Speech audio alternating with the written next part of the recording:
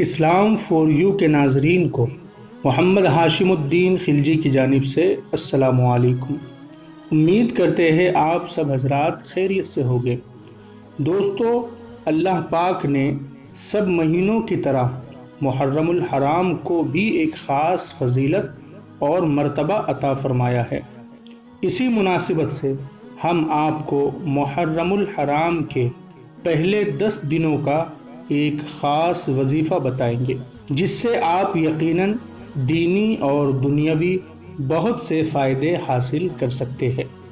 دوستو، ویڈیو پورا دیکھیں، ویڈیو کو لائک کریں، دوستوں کے ساتھ شیئر کریں، چینل کو سبسکرائب کرنے کے ساتھ ساتھ بیل آئیکن ضرور دبائیں۔ آپ ہمیں انسٹاگرام پر بھی فالو کر سکتے ہیں۔ دوستو، چلتے ہیں اپنے وظیفے کی طرف۔ دوستو، محرم الحرام کے پہلے عشرے میں یعنی محرم الحرام کی 1 تاریخ سے 10 تاریخ کے درمیان روزانہ بعد نماز عشاء 100 مرتبہ پہلا کلمہ پڑھنا گناہوں کی بخشش کے لیے بہت افضل ہے۔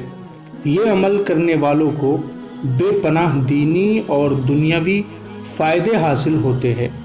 جی ہاں ناظرین، جیسے روزی میں برکت، پریشانیوں سے نجات اور اسی طرح بہت سے فائدے۔